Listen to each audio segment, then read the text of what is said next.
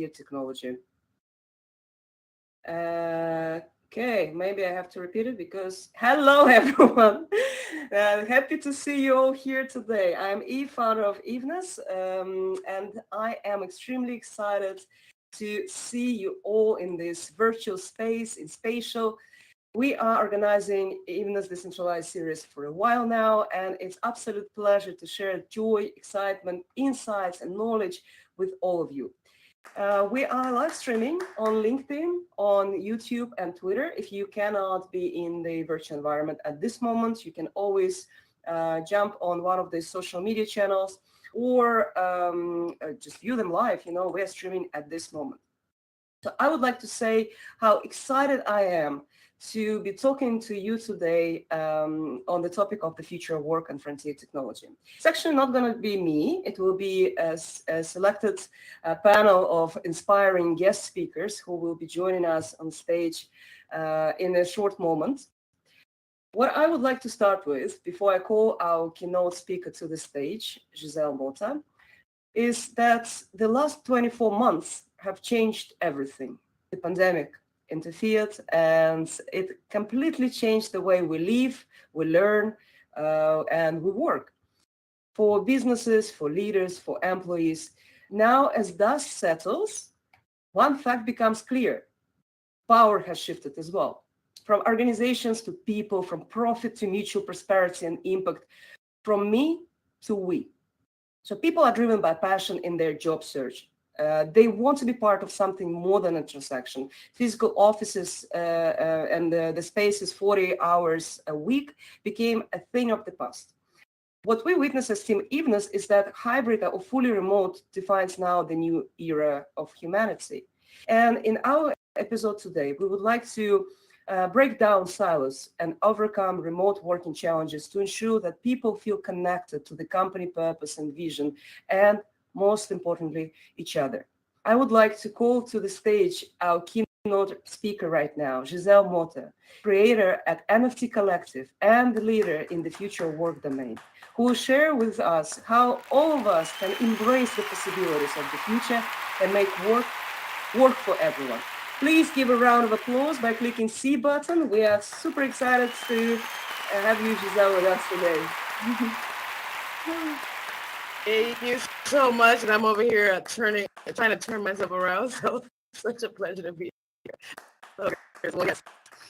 So you want me to just go off and get started, or you wanted to ask kind of a beginning question?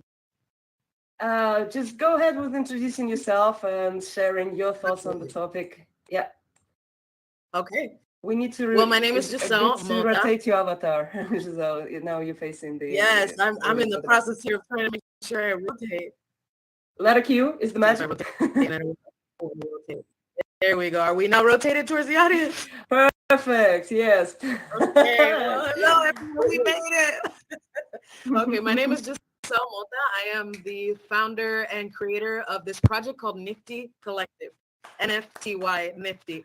And what it is all about is we're trying to ensure that people with disabilities are also included into Web3 and the metaverse.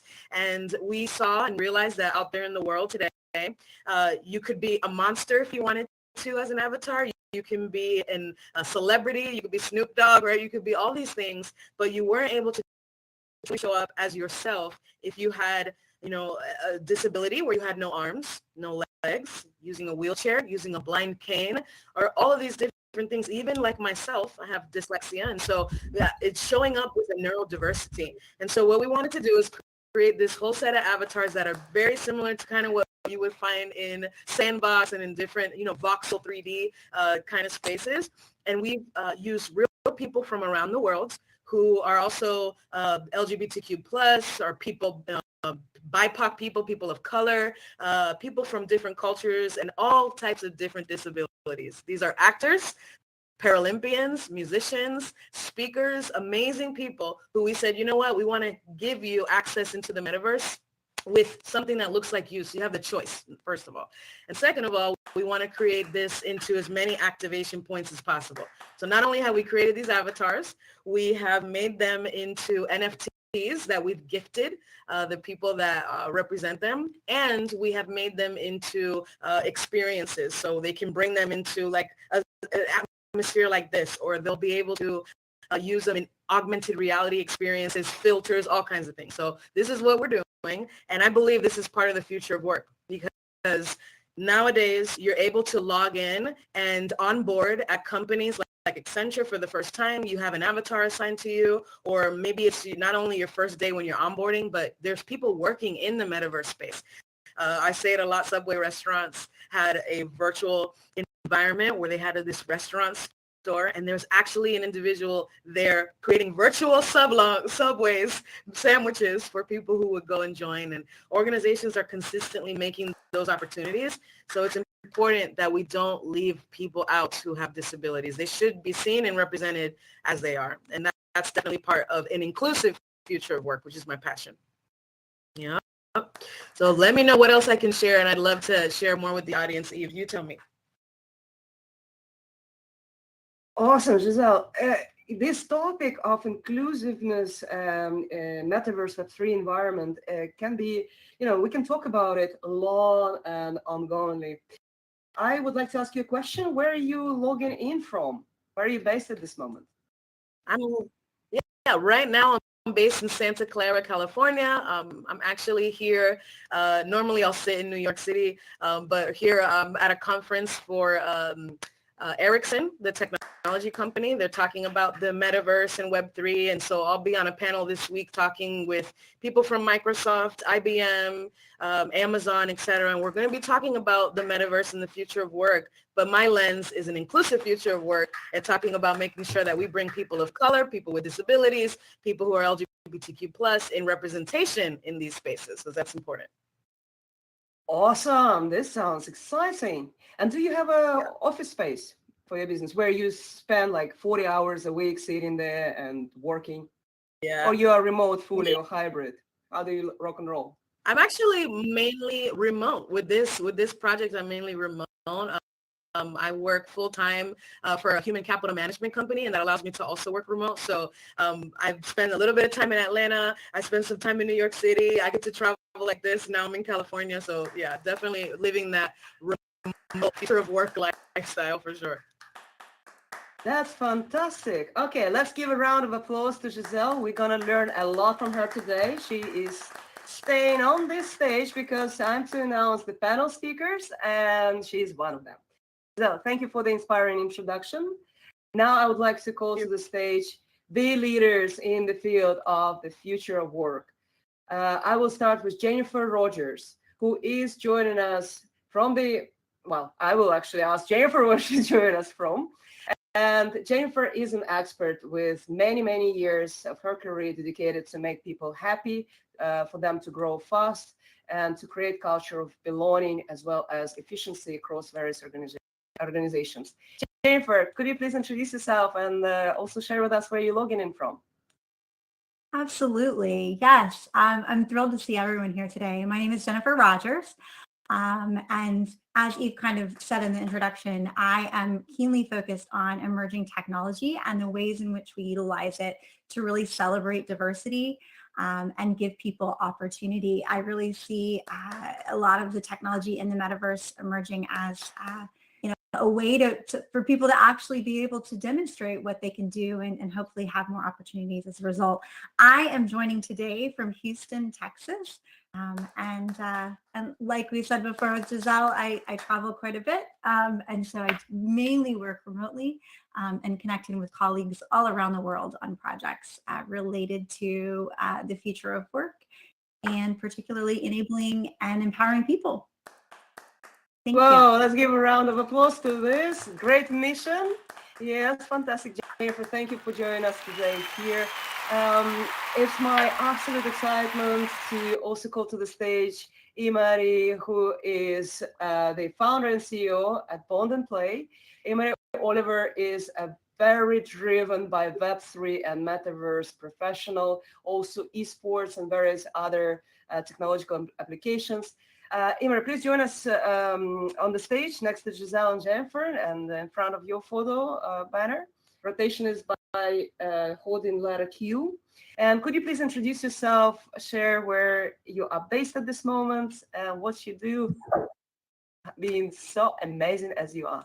Thank you. Well, thank you. I'm Imari Oliver, like you've mentioned. I am based out of New York, from Brooklyn, and live in Harlem, but currently I'm in Atlanta, producing a art festival as we speak called Rock Art X, RCKARTX.com.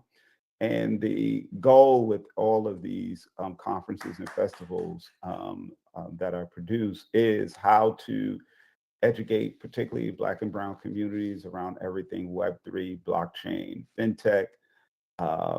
We use culture as superhighways. So when you come to see art or experience culture, you will also learn about these emerging technologies and really how to participate in this digital economy. I think it's so important that as we're talking about building inclusive and diverse worlds that in economies that work for everyone, it's important to ensure that we're educating everyone and we're not leaving anyone behind because the stakes are just too high. Yes, absolutely, yes. The stakes are indeed very high, and we need to put an effort into figuring out how we can make the future work for everyone. And one more guest today, an inspiring speaker, expert on the future of work, actually digital workplace, and a certified leadership coach.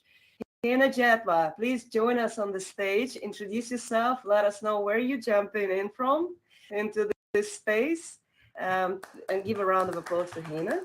I will swap places with Heena. Thanks, Eve. Hi, everybody. I'm logging in from the Netherlands, The Hague specifically. That sort of future of the workplace and employees specifically as being sort of a bit of a thread that I've come to know and love. I started sort of my career in IBM with a digital workplace leader role, and that was very much about how you can put the end user at the center and then have technology and innovation helping that person do their job, creating more seamless environment for them and using, AI and technology to help them make decisions per se.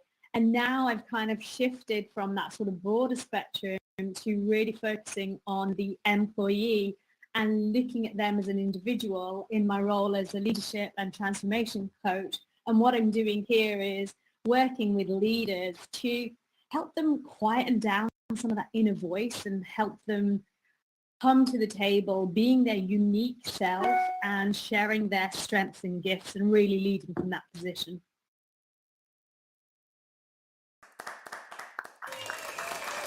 Thank you.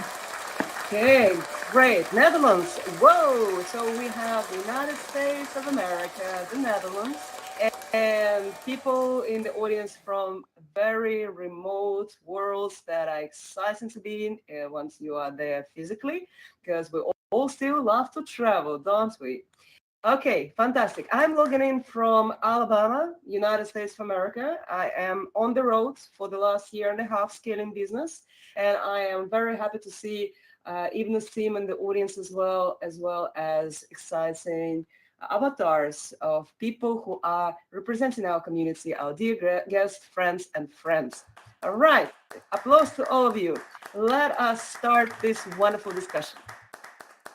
My first question to the panelists, our dear experts, is could you please describe the present of work, right?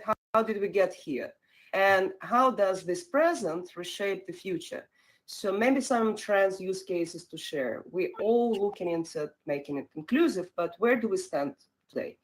If I could give this question first to Jennifer and then invite Giselle, Heena, and Imari to the answers, that would be great. And you can also see that Aviv is not on stage with us today. Aviv, if you're in the audience, please join us. I know that there was technical difficulty for her to join. But let's start with answering the question. The present of work and how does it reshape the future? Jennifer? Yes, thank you. And certainly, Eve, this is a topic that I'm quite passionate about. It drives a lot of the work that I do broadly across the global landscape. I think one of the things that we all inherently know that's true about the present of work today is that everything around the ways in which people prepare themselves for the future of work or for the workplace, as well as the ways in which they're recognized for the skill sets that they possess that might make them a great match for a role in the workplace presently are limited. That's the best word that I can use to explain it. And the reason that I say that is because they've been based upon primitive technology and primitive ways in which we see people. So we all know presently, if you're looking for a job, you're probably, filling out an application, completing a CV or a resume, uploading that into a form in a website. And all of that is very flat and static. It doesn't say much about who you are. And frankly, it doesn't say much about what you can do and the ways in which you could interact and really bring value into the workplace. So what I'm really excited about as we look to the future is a lot of the work that we're doing in the standards groups and standards committees that I serve on to really try to change that.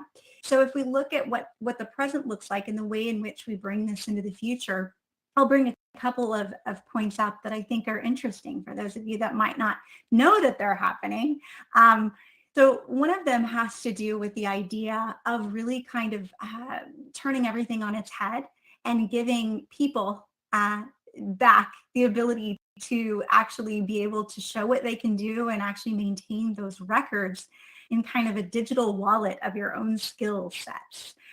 There's a lot of work being done on this in terms of standards across different standards bodies. I happen to be an executive officer in IEEE, which is a great organization committed to really advancing humanity through technology. But one of the things that I will say is that one of the things that we're making available for people through these standards is the concept that you can actually demonstrate the skill sets that you have, in this case, in a virtual setting, and actually be able to have people validate that you have those skills, and you can actually keep those skills in a digital wallet that can go with you across different experiences. And so that's one of the pieces that I think is really exciting, because we're starting to connect competency frameworks to experiences for people to be able to say, I have this skill set. I've shown that I have this skill set in a virtual world or a virtual setting or in a physical setting.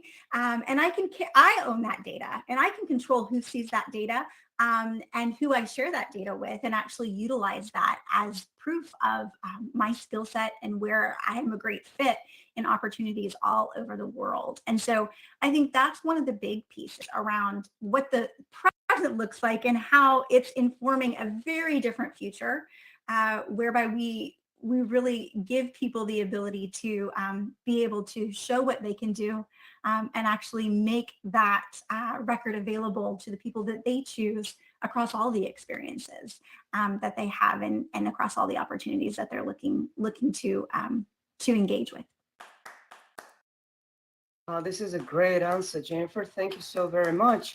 Giselle, what are your thoughts? What are your thoughts on this topic? Do you agree with Jennifer? I do, and I'll add a little more.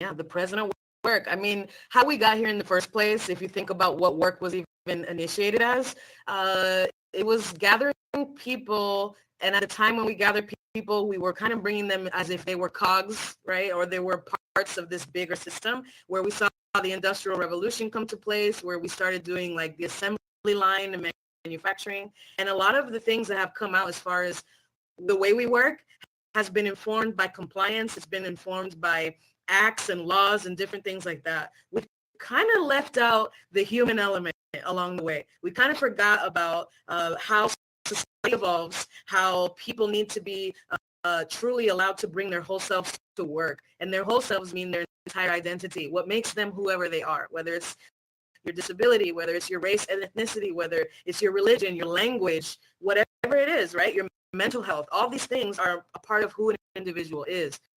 So what we've done is design systems and processes, and we've done it very compliance ridden. And now we're in this day and age where people are like, you know what, I need more out of my workplace. And today they're saying, they're making demands, things like maybe the work week shouldn't be so long. Maybe I should be able to pick and choose where I work. Maybe I should be able to choose what I work on as far as projects and give me career mobility. And there's so much happening here where we should learn from this and the direction in which society is going to then help influence how we reimagine virtual work in these type of environments as well. Amazing. Thank you, Giselle. Okay, Heena, what's your answer to this question? Yeah, I think I loved listening to Jennifer and Giselle because it also added to my thoughts, and so I've got even more thoughts now, but I will not repeat what you guys said. But I really think that people are expecting so much more, and they want a job that gives them purpose. Maybe a long time ago, money was the only factor, but these days we're really shifting away from that.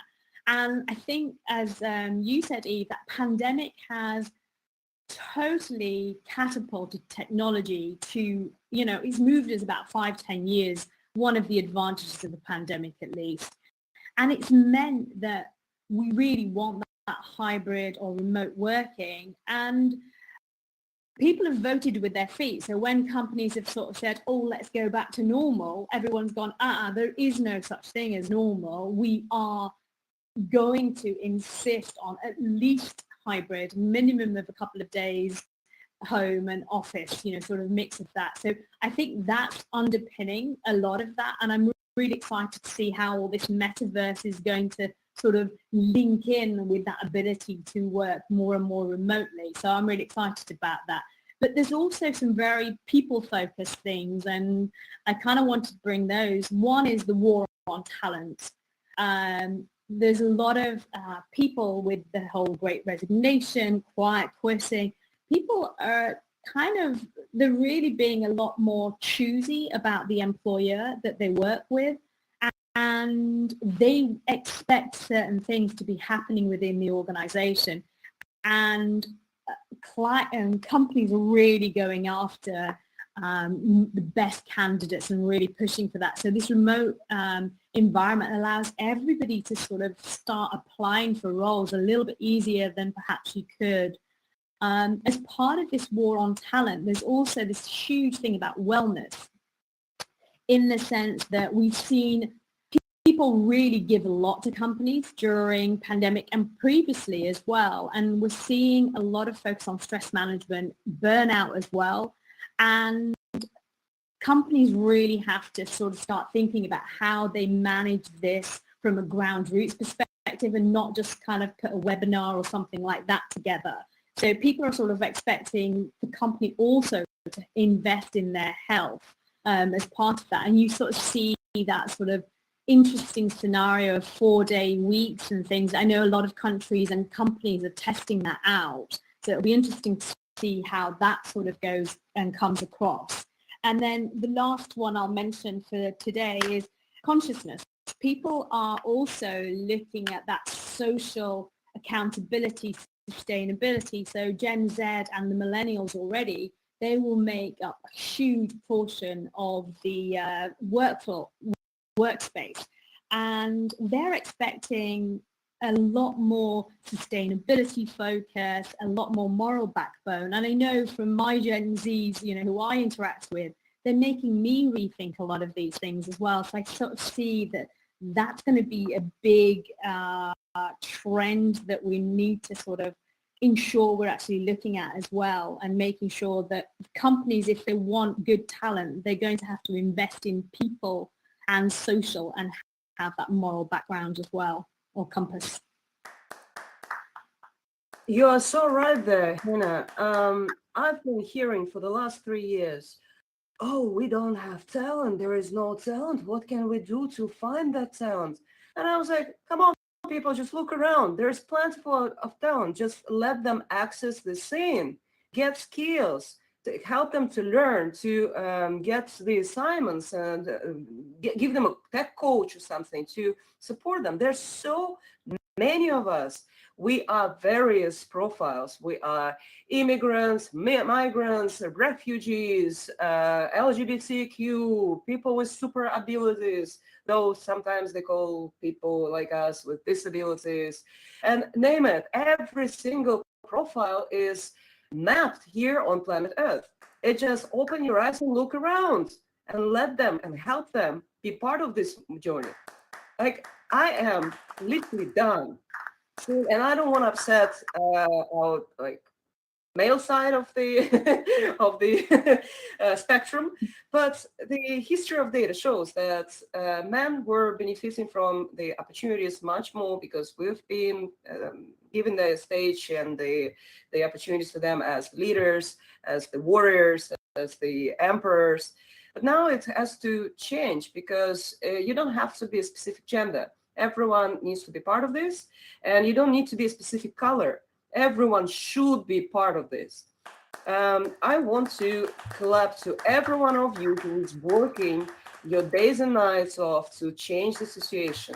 And one of those people is Imari Oliver, who is on stage next to Jennifer. Imari, could you please provide your point of view on the question, how did we, what's the present of work and how does it affect the future? What are the trends that you see, the dynamics that changing? Thank you. Yeah.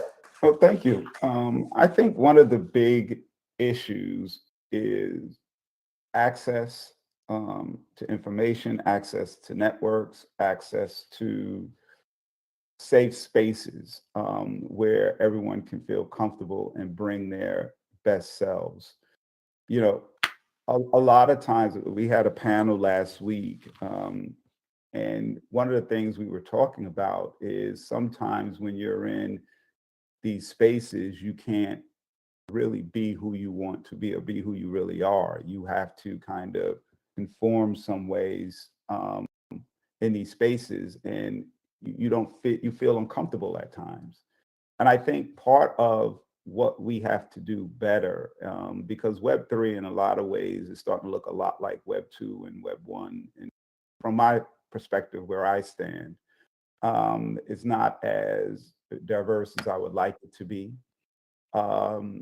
There's still silos and there's still this divide. And I would say this digital divide is even getting wider as I'm looking at our communities and Black and Brown communities, and I'm seeing how it feels like there is the gap is widening between the knowledge of what people know and based on and versus what other communities, non-Black communities are doing. I think the other thing, how you begin to address it is, as I look at some of the emerging Web3 and blockchain companies and the resources that they invest in other communities around the world, particularly in Asia and Europe and others, we need those same sorts of investments in communities of color in the US as well. It's about how do you create a competitive and create an environment where everyone can compete and everyone has the same resources. That's one of the things that I see happening quite a bit as I'm looking around and I'm watching where resources are going. That helps fuel this larger and broader gap. So how I'm trying to address it is by creating spaces where people can learn, where we lead with culture, where, you know, people that own their creative IP and cultural IP, we now help them figure out how to monetize it in this new digital economy. We're big on collaboration and community. I think that is where a lot of, and the good news about this whole Web3 is that the power of community becomes more and more important. And I think that presents an opportunity for us to find ways to collaborate with each other. So, you know, my perspective is collaboration versus competition. I think there's so much room for this industry to grow, but we begin to limit it when we still operate in the old business models. So I think this is an opportunity to reset how we've been doing business before and now move into this new way of doing business, which is truly open for everyone to learn and participate. Imari, thank you so very much. That is absolutely valid and relevant. And I want to add to this, like one of my experiences, well, not so recent, a year ago, I've been approached to take over a position of Vice President Marketing and Growth for AI business. They deal with anti-fraudulent transactions, so it's payments and finance.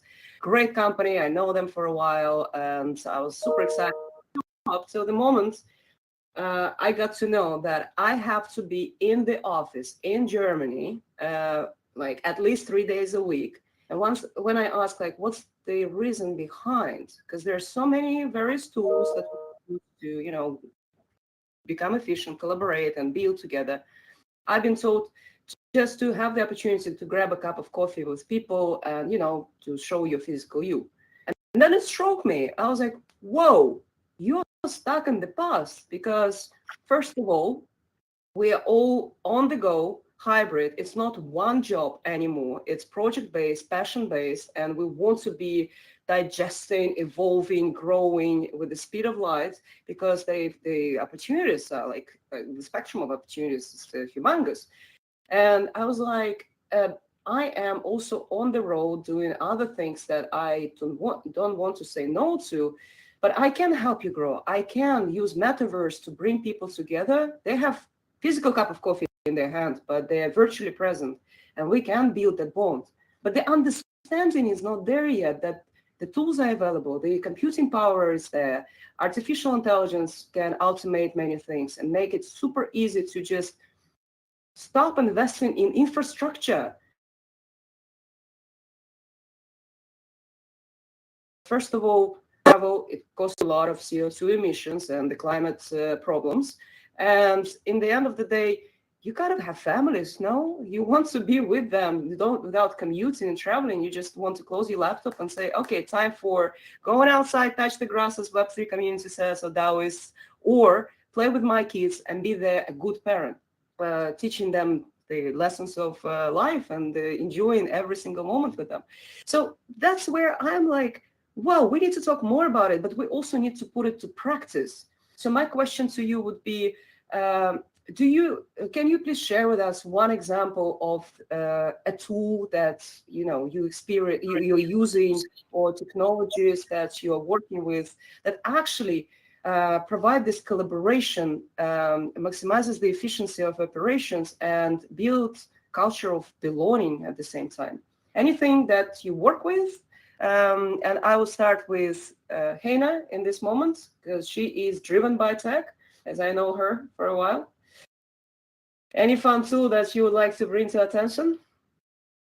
I think tools that we've been using, I think seeing more and more sort of whiteboard technologies like Mural, and lots of conversations and, lots of technology that people are using around this space.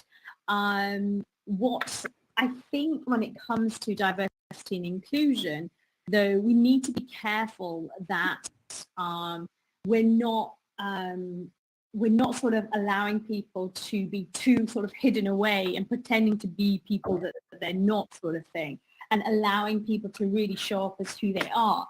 And I think what you're doing with bringing the metaverse to fruition has been really, really valuable in that sense, because it allows people to have that immersive experience rather than just a Zoom call, which is a little bit two-dimensional. So I think some of the newer technology will allow us to embrace a little bit more of D&I, whereas previously, I'm not sure that's been something that's been really a focal point, because I know from organizations, there's a lot of talk about D&I, but it's very lip service. So, there's lots of like having women in senior positions or something like that. But it's not about enabling people to come as their true self. So I think technology going forward will play a better part in that. But really, I think there's one step before technology, to be honest, Eve, and I know I love talking about technology, but I think one thing that before that, people have to really, really understand and do a bit of a grassroots where they understand that it's the value of inclusivity and why they actually want to do this that will change how we leverage technology and how comfortable people feel showing up as their true, authentic self. And while people just have it as a metric that they need to tick off or a KPI, I don't think we address diversity inclusion well enough yet.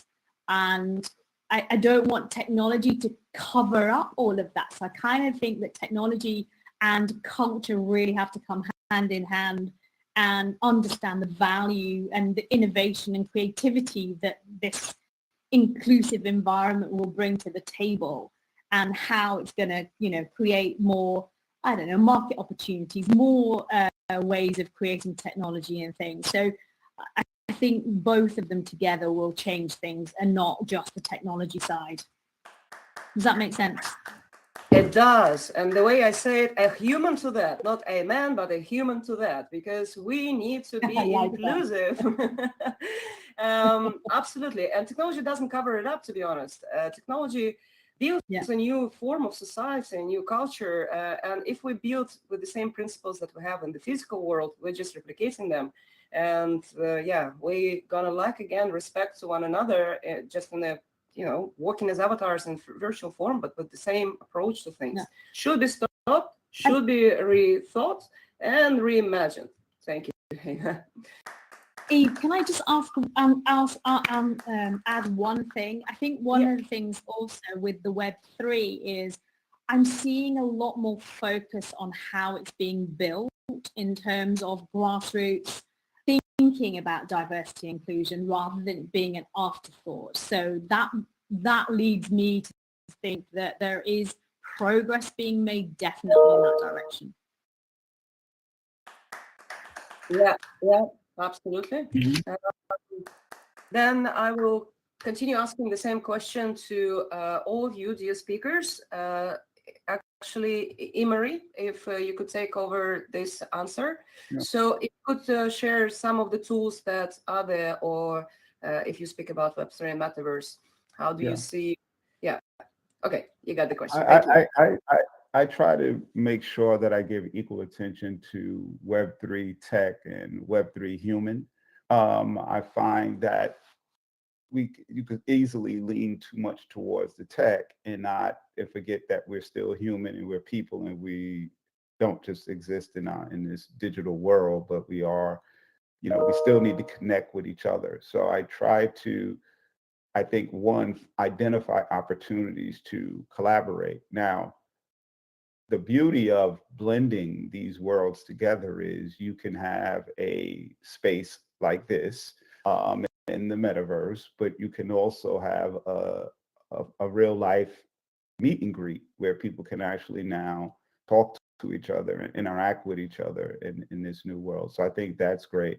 Another tool that, you know, just the technology that we're using to host this event, it's important. I'm working with a professor at Morehouse, and we, you know, one of the first things she did was she donated to us at our gallery some VR headsets, and so that we can actually begin training and educating students and just folk in the community around this technology. This will be the first time that many of them have even, you know, seen any of this technology. We've also put in, we purchased a bunch of Nfty screens.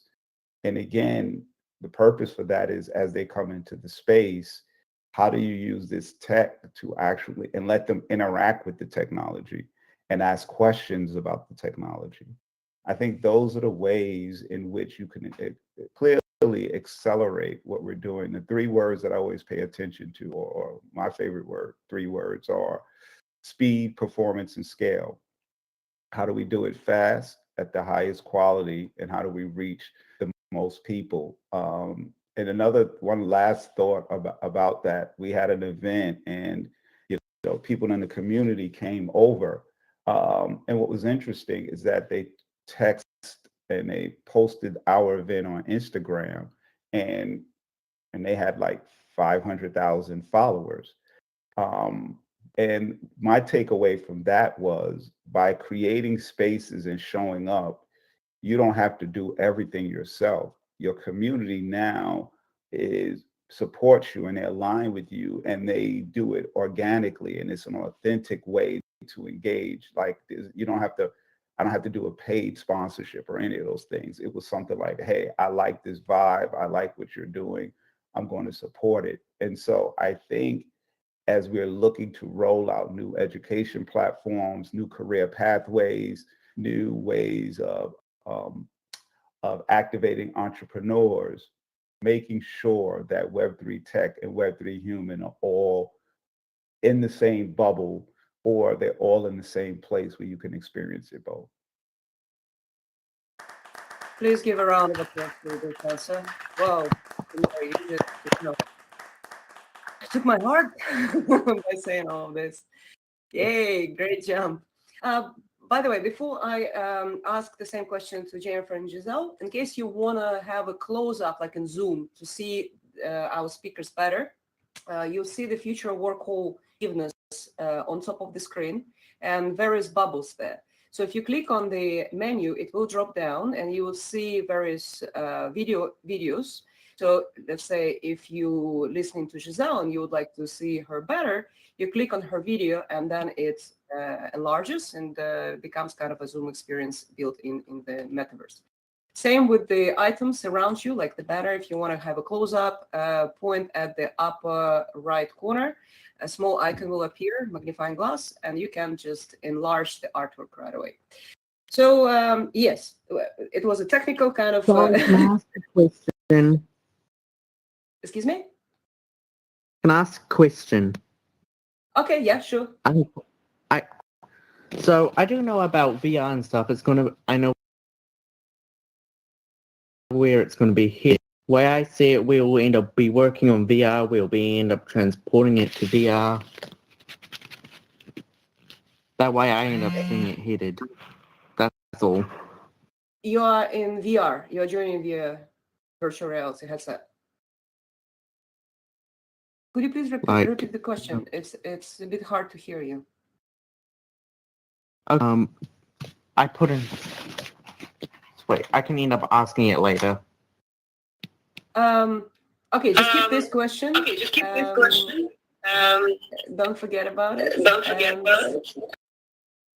I will mute you now because it creates the echo, but I'll get back to you. I think Blakey is the name, right? Blakey Snake. 1, 2, 3. Okay, I remember.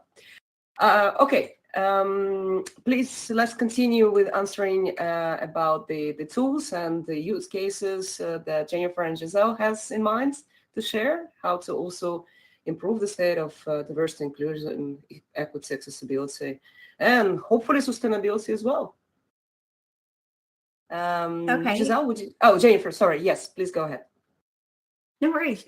Yeah, so I'm going to share a couple of pieces that are indicative of technology that already exists to make a lot of this happen. And I'm quite passionate about this because I'd love for our colleagues in industry, in higher education and beyond to understand that this technology is already out there. So rather than focusing on some of the front end experience technology that we've heard from so far, I'm going to actually talk about some of the back end technology that's really, really important too, as we look at diversity, equity, inclusion, and sustainability. And the first one that I'm going to talk about is going to come from the perspective of a story from my own life experience. So one of the interesting pieces around my background and experiences that I've had the opportunity to work in very, very large enterprises across many, many continents. I tend to work in industries where there are a lot of frontline workers that really honestly are doing a lot of really important work that really drives our world economy and really our way of life. And one of the pieces that I want to talk to you about really has to do with the ways in which we can utilize artificial intelligence to see people. So the story that I want to share with you has to do with one of my visits out to a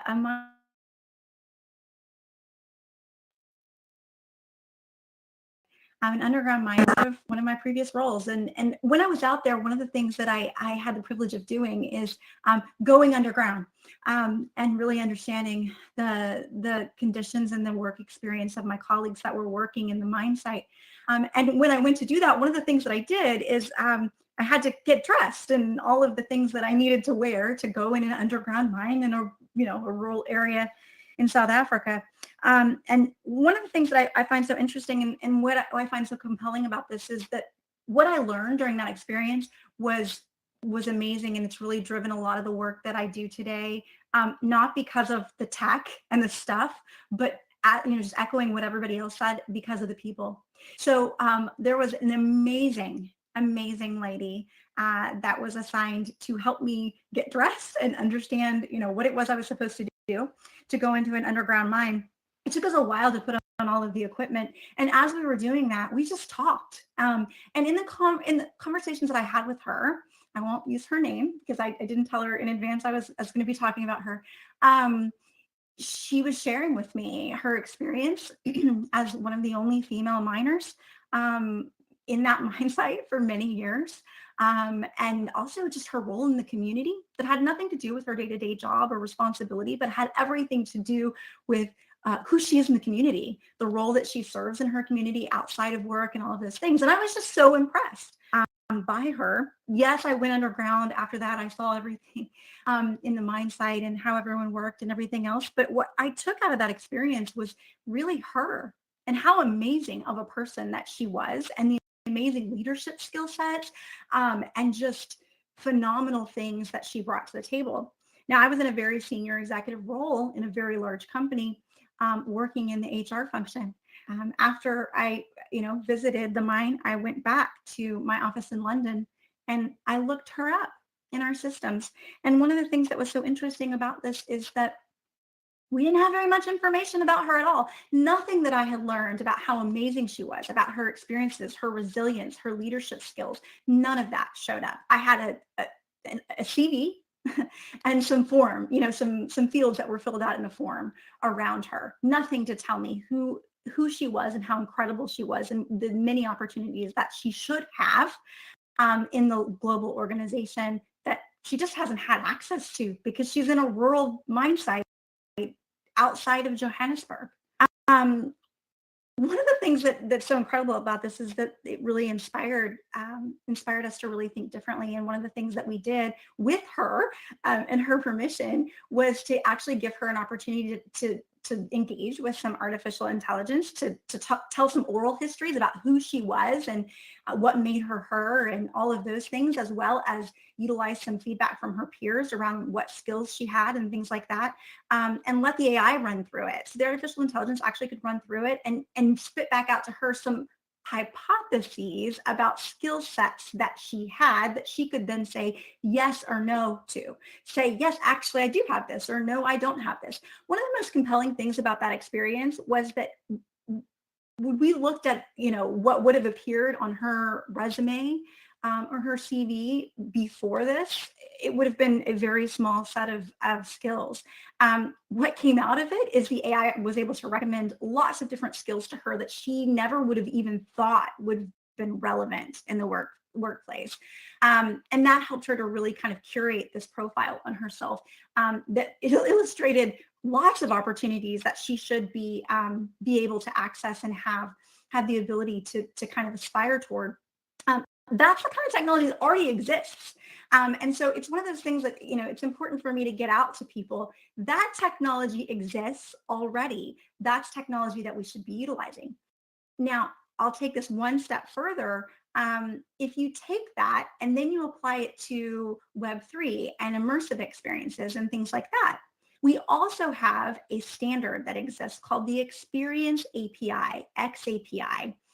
And what that does is it actually records the actions that people are taking, the verbs. So, if you jump, if you clap, if you, make a really insightful comment, the things that you actually do. including in the trades. When we look at our frontline workforce, actual physical manual labor skills and things like that.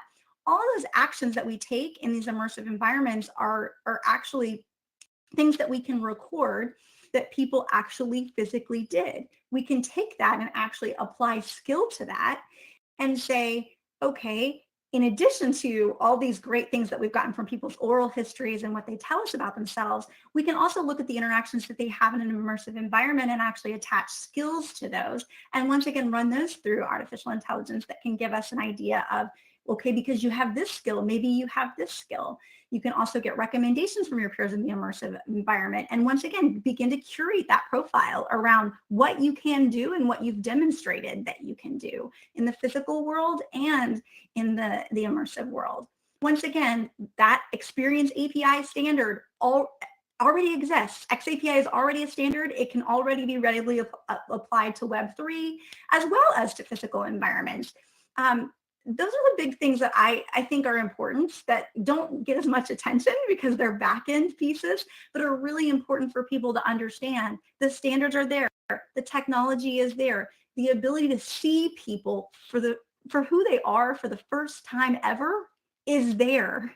It's just up to our colleagues in enterprise, in higher education, in the consumer space to demand that the technology that's being produced and made available actually includes those standards and gives people the ability to be seen for who they really are and to engage in experiences they might not otherwise have the opportunity to experience, and actually gain skills that actually go on their record that show that they have the ability to do those things.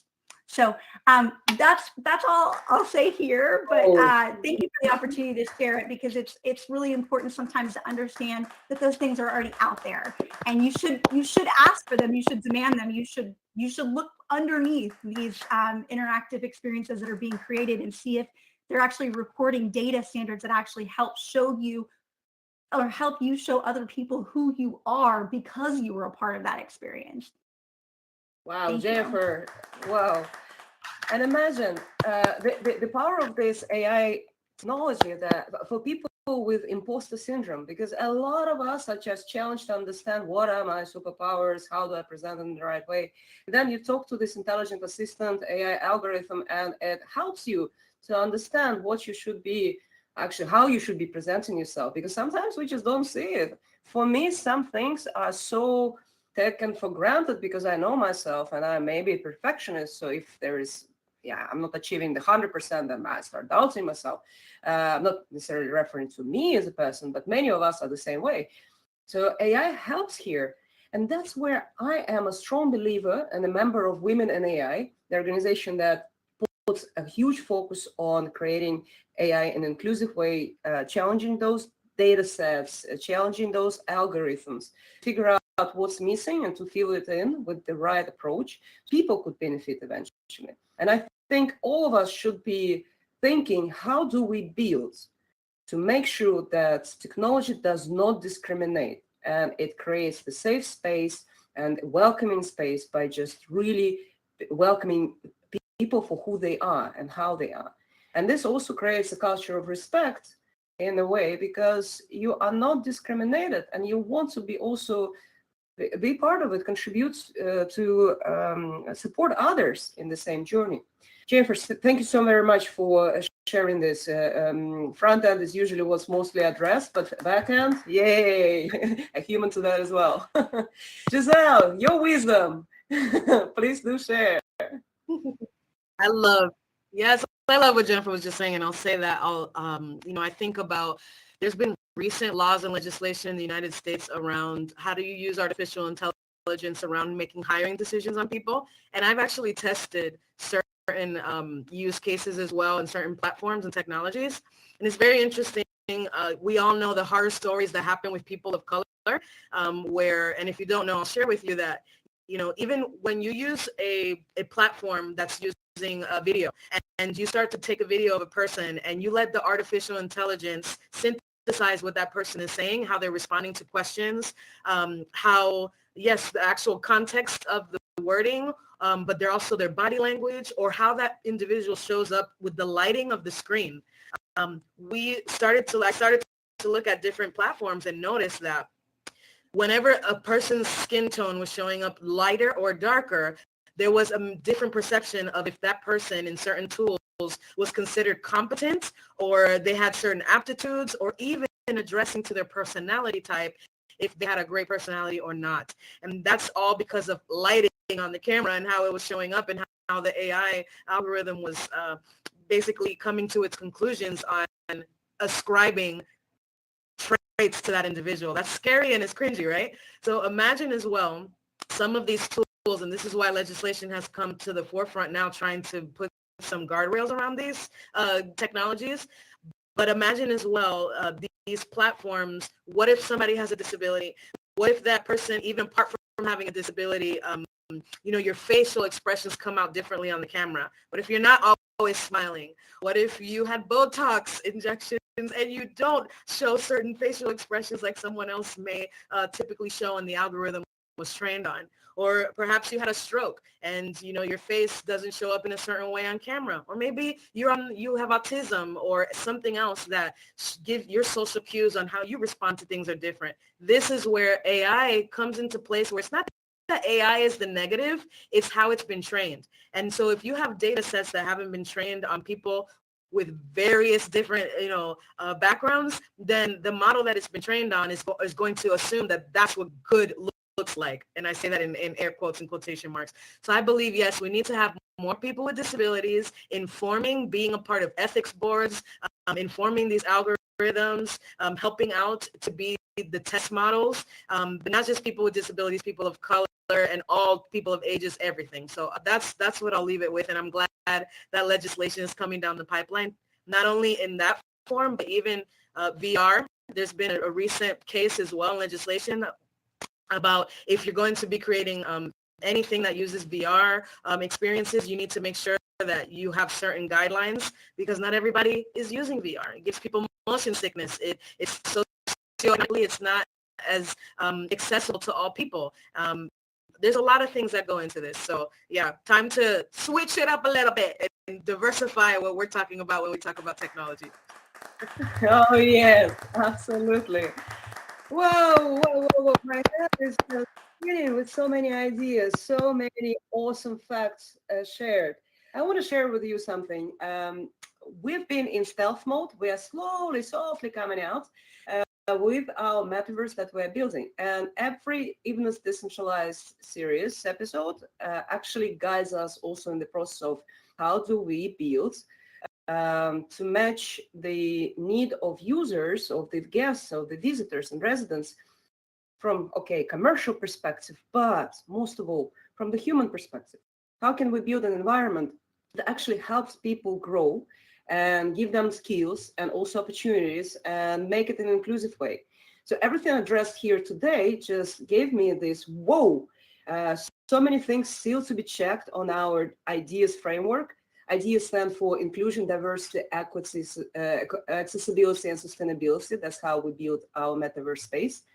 And what if I can share a little bit with you, because I think it's exciting, we've been looking at metaverse as a tool, as a platform, not just the ultimate everything. And it is AI powered based on Hedera hash graph for sustainability reasons. But with AI, you bring content in.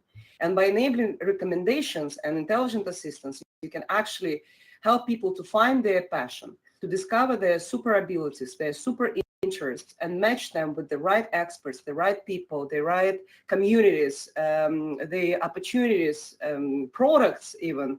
Set them on the incentivized quests that match the value of them becoming them. And that can be a very complicated thing to build, but at the same time, I want to see more metaverse spaces and businesses working in the direction, having the ideas framework in place. Because if we are building something that is a virtual world, just an open metaverse, let's say, for boosting creativity, everyone can come to this canvas and create a space. That's one thing. That's great for creators.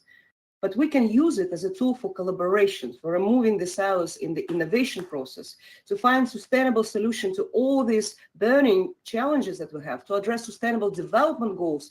And 2030, where we're gonna just measure the achievements or what we have achieved with sustainable development goals, is not that far away. We need to speed up. And as Giselle said, we need to stir things up and actually start bringing things together practically, not only talking about it. So stay tuned for the review of Inner-City X. We are still in stealth, as I mentioned, but we'll be presenting at the extension of G20 events, the World Congress of Business Angels happening in Turkey next week. Wish us luck.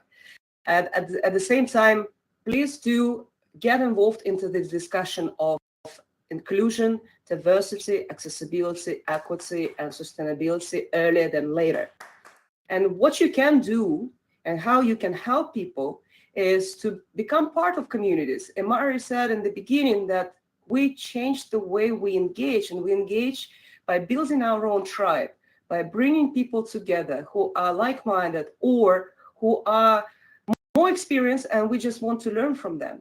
And then we start experimenting and building things, addressing whatever the needs they are, from learning to entertainment, from gamification of things to simply human contact and meeting one another in this big, wide world. Now, I would like to actually say thank you to our speakers who's been here with us today, and give the stage to you, our audience, to ask your questions, because I think everyone is in the same learning journey today. We're all the builders, the creators.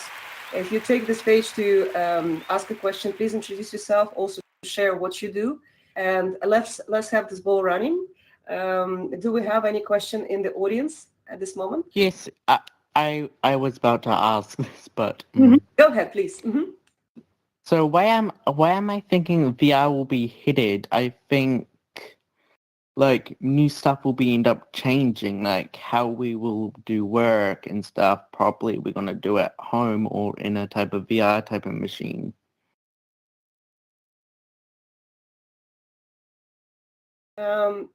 So if we are to use VR more in our work abilities, is that the question that you're asking? Just for me to understand, please. Like it means like, so VR is changing before our lives, like technology.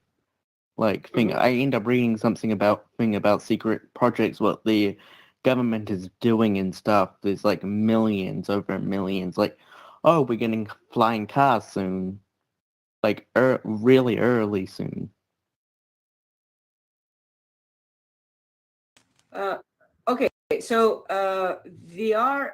Let's talk about VR a little bit. Indeed, we have headsets. Okay. We have various companies working with headsets, and there is a question if the intention of using VR is well, for good reasons, not like to manipulate people and take control over humanity. If I understand Blake correctly, it is the interest in how VR will shape, immersive reality will shape our future. Headsets are bulky, but hey, in a year from now, maybe we'll have just the simple lenses. They already exist, but we'll start practicing them more. Do we have like anyone? Okay, Blakey. So sorry, I am still asking something. I'm actually renting a type of VR set. It's quite futuristic. It's going to be changing game life forever, even VR. That's very nice, Blakey. So you're an innovator yourself. Fantastic.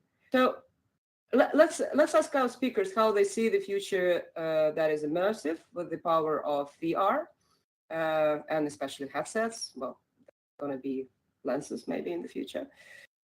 Do we have anyone to take this question? I'll jump in here and just talk briefly. I think VR is part of it, right? And I think you're kind of onto something when we think about, and it's hard, right? When we think beyond the here and now, people use the example of the internet when they talk about the metaverse a lot. but I think it works as a metaphor. When people started to build the internet, they had no idea what it was going to become. I think that's where we stand with the metaverse right now too. And we're very limited right now by the hardware that exists today and what that looks like in terms of experiences. I would argue it's not just about VR, it's also about augmented reality as well, which is incredibly important, particularly in some of the fields that I work in where people do things with their hands.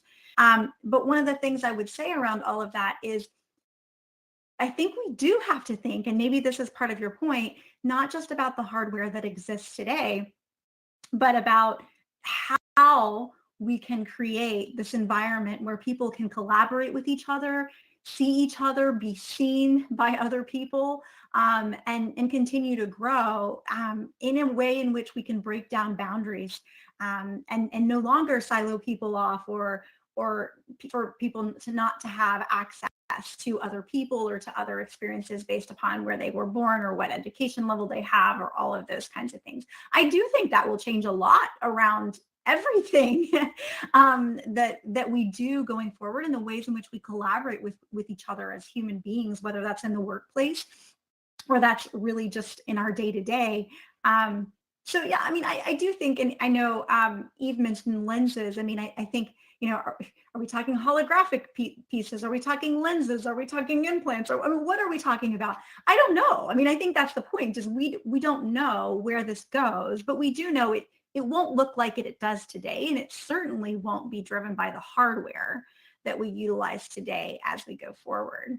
So that's tricky, right? We got to think about how we start to make this happen with what we have today, but also understand this is about people interacting and collaborating with each other and breaking down barriers with technology, not necessarily about VR as we know it today or augmented reality as we know it today, so on and so forth. So that's my comment. Yeah. Is there time to share on that? Yes, Giselle, please. Okay, quickly, I'll share.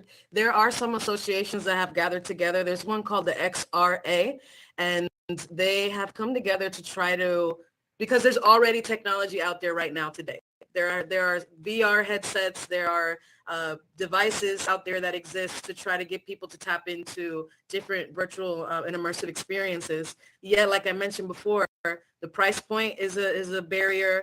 The issue with some people with different abilities and not able to, or disabilities not being able to get into the headset because it's uncomfortable. Or there's even been cases where some of those VR goggles, and I won't mention one of the providers, but it's been seen that they are tracking the eye movements, and they're tracking, they were tracking like your response. So if you were in it and you were excited by something, someone being able to track to see what happens with your eyes, do they dilate, what is going on with you, and tracking that information and not really letting people know how that data is being used.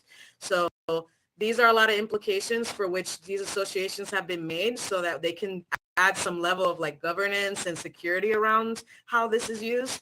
And it's provoking conversations around, hey, maybe we don't have to have a VR goggle like this. So maybe it's something that someone uses that's more like glasses, or something that's more like even not having to use that, but still having the experience where, you're entering to some of these mixed reality experiences. So yeah, a lot of conversation, a lot of weird things going on as well, as far as how these VR goggles are being used. Thank you, Giselle. I agree with that, actually. I legit Good. agree with that, because VR do track your eyes, but when I'm making it, it's going to be better. It will not track your eyes, and it's not going to track anything. Blakey, this is fantastic. Well, let us stay connected. Maybe in the future, we'll have the stage for you to present the technology once it's ready, because, hey, we all go in that direction to figure out how to make it lighter, more efficient, and with the data privacy managed in the right way without, too much of data abuse. But let me take a question from someone else, because we are about to close the session. I would like to take a photo with all of you jumping and dancing and say a big thank you to our speakers. But one more question if we have from the audience. Alex, are you waving because you have a question? Maybe not. Just checking. No questions? Okay, well, yeah, I can imagine we had a very, very deep dive into the topic, so that's addressed. Maybe Heena, Giselle, Jennifer, questions to each other or some motivational thoughts for our participants. Actually, I have a question. What shall we all focus on? One thing that we can focus on that will actually get us closer to the state of inclusion and diversity in the tech field. In our little areas of focus. Yes, Giselle, please. Yeah, I'm going to keep it simple. To me, it's about including the people that we're designing for. You have to have those voices at the table, test with them, user testing, feedback that include the people. Yeah, I'll just piggyback off of that and say standards, right? So we have to involve everyone that needs to be involved, and we need to have standards whereby everybody is measuring these things in a transparent way that is the same, where everyone can see what's being tracked or measured, if it is, and accept or reject that information, as well as understand who they would want to share that information with. I mean, I think it's critical that the standards are there so that everyone's doing it in the same way, so that consumers understand what's being tracked, and also so that consumers can own their own data, which is the piece that we're all really striving for. Amazing. Yes, data, digital identities, and digital assets to be cyber secured and protected. A human again to that. Heena, what would be your one thing to focus on? Yeah, I loved what the Giselle and Jennifer just said, but I'm going to take it from a slightly different angle. And I'm going to talk a little, I think for me, it's also about acceptance and less judgment, so that we can show up however we want in the workplace and not be boxed into a corner. And, this is the only role I do, and this is the only skills I have, and giving people the ability to be out of the box a little bit more, and a little bit more curiosity and acceptance would be what I'd like. Yes, same here. And I would like to add a little bit to that. In our previous talk, we had Zed Galen Levi. They is the co-chair at VR AR Association, and they has been working on instructional design for educational, various purposes. And Zed mentioned that they have a nephew who is, I believe, 7 or 8 years old. The boy has autism, and the way he looks at the world is that he is a fish, and he wants to be part of the ocean. And that's been, not realistic, right? You go to school, it's bricks, mortar, blocks, walls. So it's hard for him to learn, to study, to develop his skills. But he loves technology, and he tries the way he can try as a fish to navigate through the ocean of technology. So that gave me an idea. Why don't we build virtual worlds that also can be an ocean for the fishes, like this little boy who sees himself differently, but it doesn't make him worse. He is him, and he sees himself this way. His avatar is a fish swimming in the pool of waters with learning models interconnected to that surface. So let's give it a thought, what we can do, how we can take creativity to the next level that is powered by inclusion, diversity, equity, accessibility, sustainability, beyond the access to devices, but access to souls, human minds, and opportunities. I want to say thank you so much to our speakers. You empowered us, inspired us today, and you made us better in the thinking process of what we can build for other people around us. Now, let's take a group photo. I would say it's time to get to the stage and rotate your avatars, because we'll take a jumpy or dancing photo. You can use 1, 2, 3, 4, 5 on your keyboard, or if you're wearing a headset, you can move your body. I am really moving an old device, so a very old laptop. It does not do some stuff, so it just allows me to I will catch you, Blakey. Don't worry, I'll catch you. Just if you use, let's say 3, 4, 5, any number, it gives you moving kind of. Yeah, it does not allow me to do that because those keys are quite not working. because I All right. kind of fixed it for the trackpad to legit move me around and stuff. Okay, gotcha. Well, I'll have you in the photo anyways. Everyone who can move your avatars, you can use also spacebar to jump. You can do the dance. I will be counting 1, 2, 3, 4, 5. Sylvie, please join on stage. We're taking a group photo. So it will be taken in a second. So let me, yeah, so we join on the stage. Great. I am catching everyone. Oh, this is so fantastic. Oh, yes. Move your avatars. 1, 2, 3, 4, 5. 1, 2, 3, 4, 5. Okay, one take. I got one picture. Let me save it quickly. Now one more. Keep on moving. Keep on moving. Okay, great, great. 1, 2, 3. Smile and wave. Okay, and last one. I would ask everyone to click spacebar to kind of jump in the air. I will be counting 1, 2, 3, and then you click. 1, 2, 3, go. Yes, everyone is included in this process. Very good. And Blakey, close up. You are fantastic and fabulous in this one. It's a bit glitchy for me because I fixed up the device what I am using just because I programming some stuff, so it's a bit glitchy. Gotcha.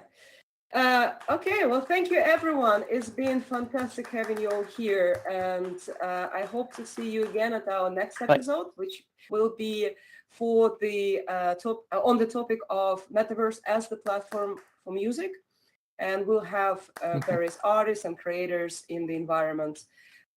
Please stay tuned on LinkedIn, Twitter, Instagram, those channels for the updates. And yes, thank you so very much for being here with us today. I am loving it. Because I learned something